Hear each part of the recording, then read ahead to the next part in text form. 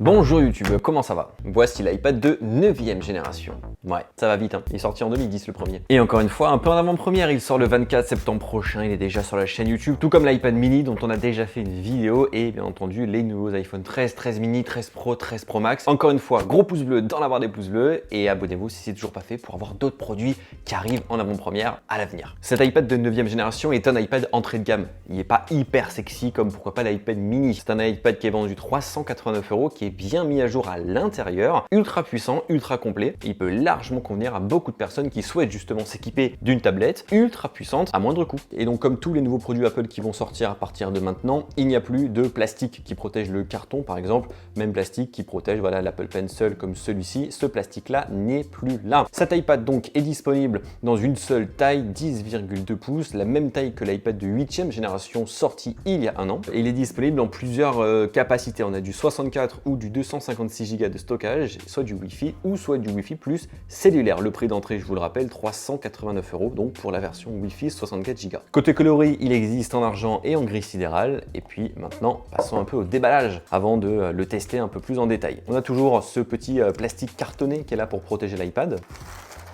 On voit donc un design assez ancien qui reprend les codes un peu de l'iPad 2, de l'iPad 3, de l'iPad Air, bref, des iPads de 2012-2013, donc ça fait un peu longtemps, mais il fait le job cet iPad pour 389 €. Dans le reste de la boîte, logiquement ici, on retrouve les manuels d'utilisation et surtout, bien entendu, ne les oublions pas, les autocollants Apple. Et donc il y a iPad dit bien entendu chargeur fourni dans la boîte, un chargeur de 20 watts qui nous permettra de charger l'iPad en USB-C, mais l'iPad quant à lui reste en Lightning, donc vous aurez un chargeur USB-C avec un câble Lightning vers USB-C. Bref, déballage assez rapide, on l'a vu, puisqu'en même temps, il n'y a rien de nouveau sur l'horizon. Le design ne change pas. On a toujours ici la petite bande si vous choisissez une version cellulaire. La caméra arrière ne change pas également, toujours 8 millions de pixels. On retrouve sur la tranche gauche de l'appareil les trois petits picots qui permettent de connecter des accessoires externes, comme pourquoi pas le Smart Keyboard. Donc c'est bel et bien compatible. Comme on a un design donc en goutte d'eau, on n'a pas le nouveau design au bord franc comme les iPad mini, iPad Air ou iPad Pro. Uniquement l'Apple Pencil de première génération sera compatible avec lui. Vous ne pourrez pas venir y connecter la deuxième génération malheureusement. Comme il intègre bien entendu iPadOS 15 puisqu'il est bel et bien compatible, on a toute la nouvelle interface dès le premier allumage avec les bonjour, hello écrits dans toutes les langues. On va pouvoir le configurer cet iPad. On se rend compte bien évidemment également qu'on a l'ancien design avec les bords qui sont en angle droit et ces bordures en haut sur les côtés et en bas. Touch ID est toujours présent en façade avant ici sur le bouton Home. Il n'y a pas de geste dans cet iPad de plus que ça. Donc on le sait, on peut configurer soit un iPad manuellement pour le faire tout seul, soit on peut pourquoi pas lui approcher un autre iPad. Ici, l'iPad mini et tout simplement s'en servir pour mettre les données de cet iPad mini à l'intérieur de cet iPad. Et puis ensuite, on n'a plus qu'à zoomer sur cette petite animation et puis après, tout qui va se transférer automatiquement de lui vers lui. L'iPad s'active gentiment mais sûrement. On peut désormais configurer Touch ID donc comme à l'époque, puisque Touch ID se situe en bas de l'appareil. On appuie, on bouge un peu son pouce pour que Touch ID se configure. Transférer les données depuis l'iPad mini, oui, continuer. Transfert terminé, celui-ci du coup on peut l'éteindre et celui-là va se rallumer petit à petit. Et l'iPad a donc l'air d'être bel et bien configuré. Nous voici exactement comme l'iPad mini que j'ai configuré avec le fond d'écran de l'iPad mini, bon que je vais enlever parce qu'on voit qu'il n'est pas du tout adapté. Vous me laissez m'amuser un peu avec pendant quelques heures, quelques jours pour vous donner mon premier retour d'expérience et un premier test concernant cet iPad de 9ème génération. À dans une seconde. Nous revoilà. C'était rapide pour vous, même pour moi, c'est dû un peu plus longtemps puisque ça fait à peu près une semaine que j'ai fait la prise d'avant. Et ouais, c'est fou la magie du montage. Alors du coup, cet iPad de 9ème génération, parlons-en un peu plus en détail. Apple, dans sa gamme des iPads aujourd'hui, n'a que des iPads avec le nouveau design. L'iPad Air, l'iPad Pro, plus récemment l'iPad mini, ont tous adopté ce design au bord plat, cet écran aux angles arrondis, bref, un design vraiment au goût du jour. Sauf que dès lors que ces produits sont passés sur ce nouveau design, ils ont monté également en facturation et ils valent beaucoup plus cher. Et il y a une gamme de la population qui souhaite, bien entendu, encore en 2021, acheter des tablettes puissantes, performantes, mais à moins de 500, moins de 400 €. Et bien c'est exactement pourquoi cet iPad est là et ce à quoi il répond cet iPad. Sauf que malheureusement, il faut partir avec un iPad qui offre un design datant de 2013. Près de 10 ans de design pour une tablette sortie en 2021, c'est quand même beaucoup. on va pas se le cacher. Mais franchement, il faut rendre à César ce qui appartient à César. Malgré un design daté, il reste joli, il est en aluminium, l'écran est de bonne qualité, il est grand cet écran. On a Touch ID, on a iPadOS, on a l'App Store, bref, on a un iPad plus que complet finalement, à moins de 400 €. Mais bon, on y revient quand même, hein, ses grosses bordures en façade avant, sa compatibilité avec l'ancien Apple Pencil, son port Lightning, son écran non laminé, ou encore son vieux Smart Collector, font que tout simplement on a l'impression que cet iPad s'est figé dans le temps. Mais malgré tout, est-ce que c'est si dérangeant que ça?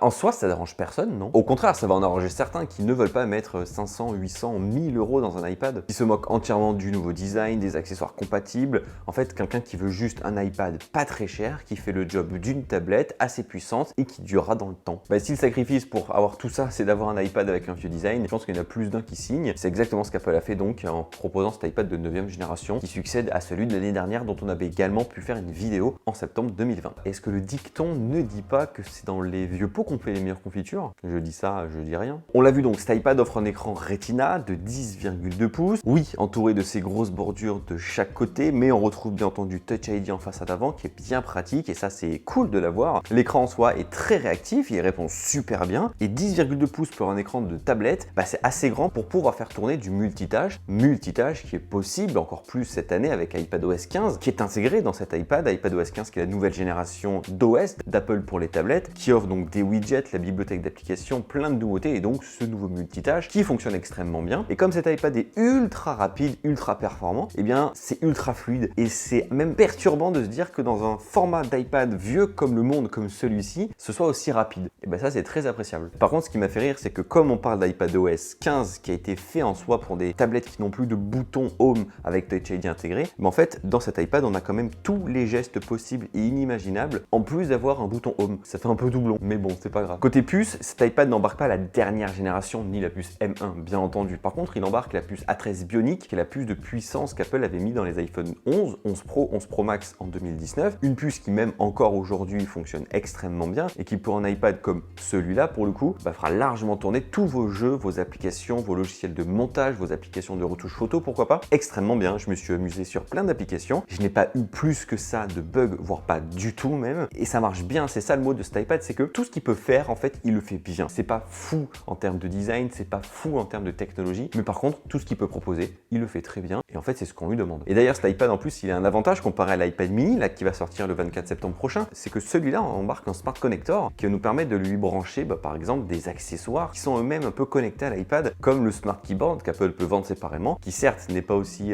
technologiquement parlant intéressant que le Magic Keyboard qui est disponible pour les iPad Air et les iPad Pro. Simplement, le Smart Keyboard vaut moins cher, fait largement le job, on a un clavier full size et ça marche très bien. Donc cet iPad en soi, on peut venir lui connecter des accessoires externes, ce que par exemple l'iPad mini nouvelle génération ne propose qu'à moitié. Par contre, moi il y a deux points qui me vont pas beaucoup sur cet iPad, malgré tout, c'est premièrement qu'il y ait toujours le port Lightning, c'est dommage. Sur un iPhone en soi, ça ne me choque pas, ça ne me dérange pas. Sur un iPad aujourd'hui, on l'a connu depuis 2-3 ans maintenant, avec l'apparition de l'USB-C, c'est un peu plus dérangeant parce que un produit comme ça, qui va être fait pour des étudiants, pour des universités, pour une vie familiale, un port USB-C va amener une modularité plus facile, une compatibilité surtout mondiale et également la possibilité, pourquoi pas, de le connecter d'un seul câble en fait à un écran externe et de pouvoir faire de la recopie vidéo certes, mais quelque chose que le Lightning ne propose pas. Et ça c'est bien dommage. Mais après mettre un port USB-C dans un design un peu en goutte d'eau, je sais pas si c'est possible. Et le deuxième point, c'est la compatibilité encore une fois avec l'ancien Apple Pencil qu'Apple vend toujours en fait uniquement pour cet iPad. Même s'il marche bien, il est old school, il se branche sur le Lightning en bas, et surtout il se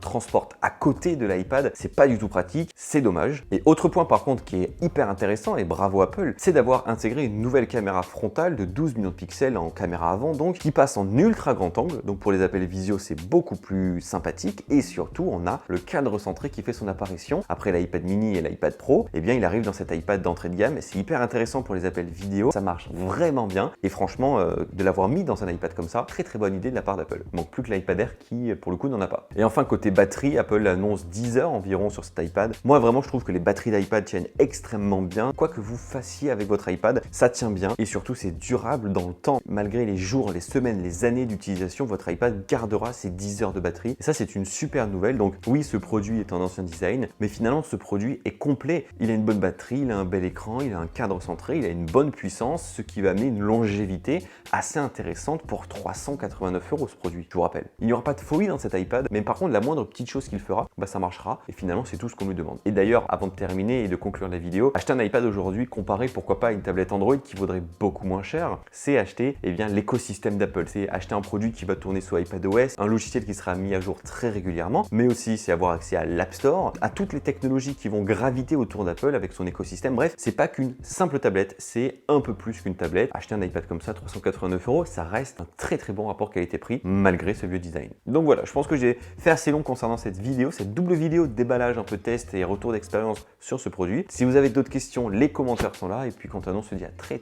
vite. Gros pouce bleu dans la barre des pouces bleus. Prenez soin de vous. À très vite. Bye bye.